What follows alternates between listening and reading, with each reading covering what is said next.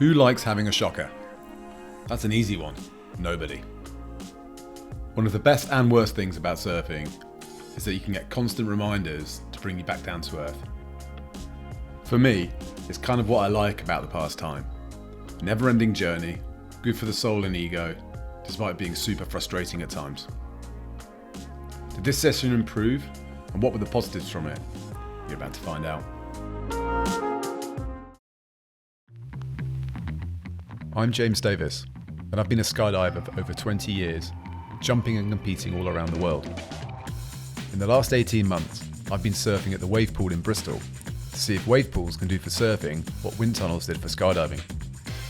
I wanted to see what would happen if an average surfer trained at the wavepool for a year, if they could learn to get barreled, sharing all the mistakes, learning points and experiences along the way.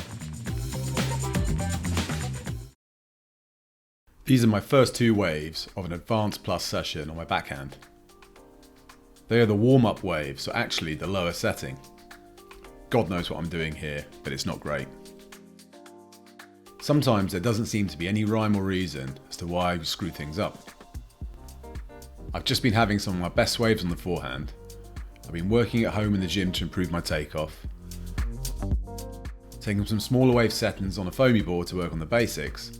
I've been enjoying the fruits of my labour. But in this session, my God, I did not surf well. So what do you do when things start going wrong? From the many sessions surfed at the wave, it's not just me that has sessions like this. In fact, it can make or break a visit and even cause some people not to come back. When this happens to me, I go right back to basics. I try to simplify everything and concentrate on just gliding into the waves. No point on thinking about anything else if you can't even catch the wave. For me, this means coming 2 meters off the wall, away from any steep drops, trying to focus on the paddling, and most importantly, tell that monkey chatter in my brain to shut up. Fortunately, I did manage to do this to some extent, and recovered to catch a few waves, but none of them were particularly notable, and all the things I wanted to work on just went out the window. However, as I'm always looking for positives, I did see these two other surfers excelling in the session. The first surfer is called Pat, who has also been seeking out high-level information, surfing regularly, and someone who definitely comes across as having a good attitude towards his sessions. I remember at the time thinking he was having a good session, but the video is even better.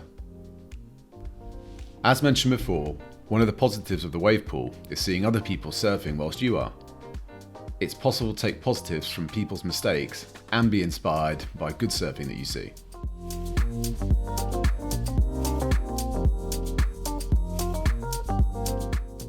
Then there was this guy. If you know who he is, give him a shout out. I think he was a pilot from South Africa. Definitely not young, which means he's probably been surfing all his life, but he was absolutely shredding. Here are some of his waves. Super cool to see.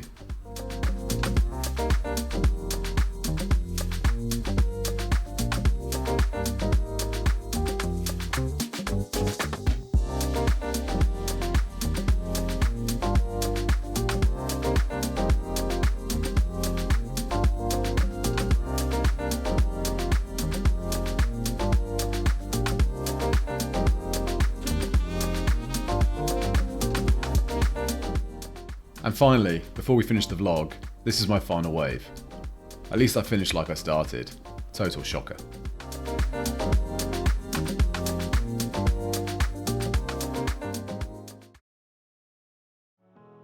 In the next vlog, I'm going to share some of my best waves, as if you've been following the vlog, you'll see that I've been working hard on my forehand surfing and that first turn, trying to get some of the key fundamentals down for the cutback.